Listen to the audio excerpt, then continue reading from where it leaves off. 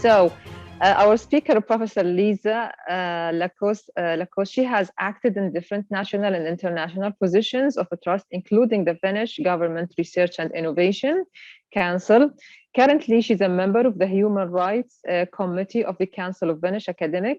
She's also working at the Nordic Africa Institute, University of Uppsala in Sweden. Her research interest covers Africa, world politics, the democratization, international development policies, and the crisis management policies of the European Union. We are all excited to listen to you, Liisa. Thank you very much. I tried to share my slides. It's a great pleasure to participate in this panel. Thank you, Hend Al Muftah, and thank you, Professor Alan, for inviting me. And it's also good to continue after Professor Kada Amer's speech, because indeed much of these topics what I'm going to speak relate also to her observations. Before joining the Nordic Africa Institute, I served 3 years as a rector of the University of Tampere in Finland, and before that I was 6 years dean of the University of Helsinki in Finland, and thus my experiences from the university leadership are something I would like to share with you. First of all, at the moment, we know that according to the Times Higher Education statistics, only 1 in 6 universities worldwide are led by a woman. A typical rector or a president of a university is a man, 62 years old, and a scientist. However, there are a lot of variation. In Europe, about 60% of universities are led by women. North America, US is leading in this sense. Almost a quarter of universities are led by women. In the Middle East, the percentage is 5%. But let me say that in my own country, in Finland, where women also had right to vote very early, already in 1906, which was a time when women also were able to run as candidates to the parliament. So we were even more advanced than New Zealand. But at the moment, women's representation in the university leadership is very low. Of the 13 universities we have in Finland, only 1 is led by a woman, and it's a Tampere University where I was previously. So now there is a 4th women rector at the University of Tampere, but all the other universities are led by men. At the moment in Helsinki University there is a female rector, but she is acting rector only. So of the top universities, indeed 19% had a female leader. What is maybe also interesting is that the female rectors more often represent humanities, arts, and social sciences. Although, as we heard, also women's representation in the sciences and engineering is increasing, but that is a clear difference in the leadership at the moment. My own area also is social sciences. I come from political science, and indeed, what Professor Khada Amer was also saying, why does it matter? It matters because universities are still male-dominated institutions, and we need examples. Women leaders are examples for young scholars, for students. And it's also important for a good leadership to bring different perspectives, to bring diversity to the leadership. We also know that gender equality and women's education in particular do contribute to economic growth and human development. Women's participation in the leadership has an impact in the culture, in recruitment, how research resources are allocated, even peer review processes when scientific publications and outcomes of research projects are assessed, even with regard to the number of citations. We know that there is a bias at the moment in the academic culture. Globally, women represent less than 30% of the world's leaders, world's researchers, and this, of course, means that a lot of potential capacity and resource is underutilized. What I would like to speak also are the different initiatives and networks that have been created in order to enhance women's participation. UNESCO, of course, is a very important global actor. I'm just mentioning some of the UNESCO initiatives as examples. There are much more, but gender equality was noted as a global priority in 2007.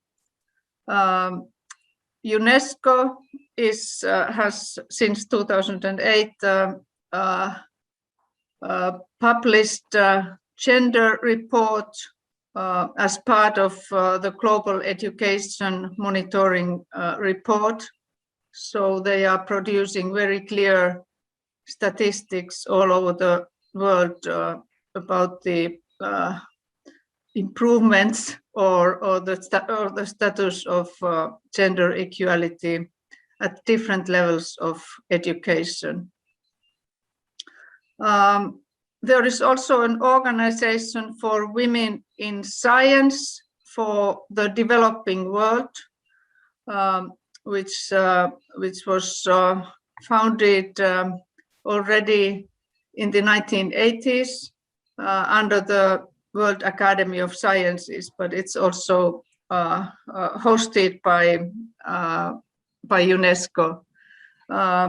Dialogue on gender equality in artificial intelligence is one example, and International Day of Women and Girls and Her Education, Our Future campaign. These are just examples of UNESCO's activities.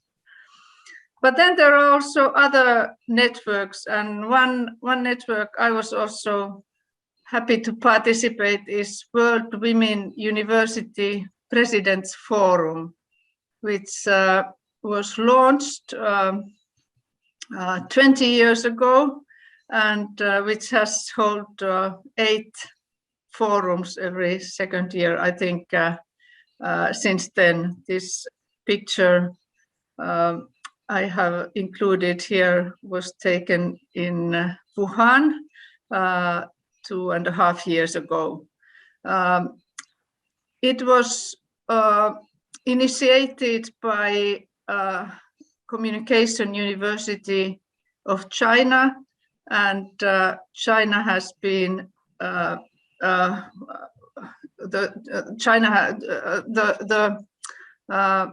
biannual forums have been arranged in China and in Taiwan, in Tokyo once, but these have been supported by the government of China, which in a way it represents, I think, Chinese soft diplomacy also, but very comprehensively brings rectors and presidents of universities together from all over the world. Also, there have been sub-forums of this worldwide university presidents forum. I'm just listing here the ones that have been arranged so that you can see how well it is covering the world, from New Zealand, Japan, US, Turkey, Zimbabwe, Mexico, Nepal, and the one that was arranged in 2016, Nordic Subforum, was arranged at Tampere University at the time when I was president there. These kind of networks where women can share their experiences when leading academic institutions and when trying to change also the culture within these institutions have been very valuable, and the specific focus has been in this networking has been to encourage particularly younger women to take such positions of responsibilities at the universities. Then also there is a European Women Rectors Association, which was established in 2015. I think what's remarkable is that these are quite recent phenomena and quite recent networks when you compare to many other women's movements.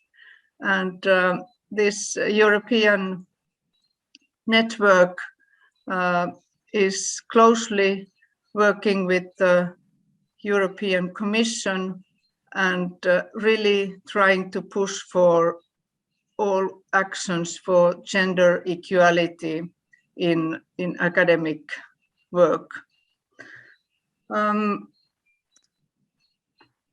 I think my third example of this kind of important networks is Women at Leadership Theory to Practice network, which brings women from the MENA region in particular together, and they have also a program, Women in Higher Education Management, WHEM. I'm just listing here the publications which are really worthwhile for you to look through, about gender power and management, cross-cultural analysis in higher education, then generation and gender in academia, then gendered success in higher education from a global perspective, and then gender and power in higher education. Why does this all matter? I only can support the previous speaker that equality does affect the quality of research and higher education, and in that way it can also enhance the impact of higher education. And I just want to go back to one of my slides, which I went through too quickly, which relates to the impacts of COVID. I think that there are also, probably there has been also opportunities for women to participate more actively when they can work remotely.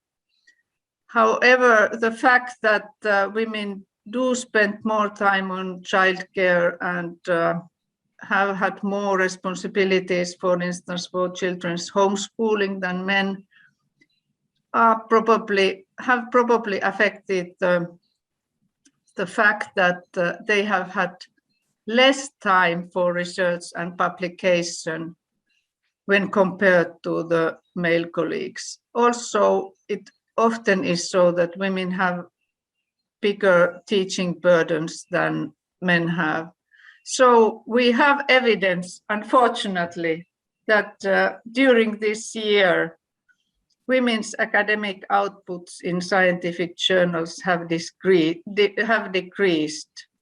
And there is also evidence that there is a bias towards men experts in media coverage of COVID-19, even though the effects of the pandemic, of course, do concern both genders equally. So this is my last concern, why I also think that really enhancing women's opportunities in science and higher education are the key for us to overcome also such challenges as COVID-19. Thank you very much.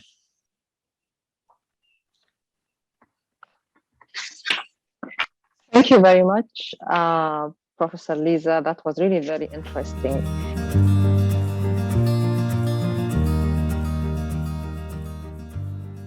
For me, education is the key for my future.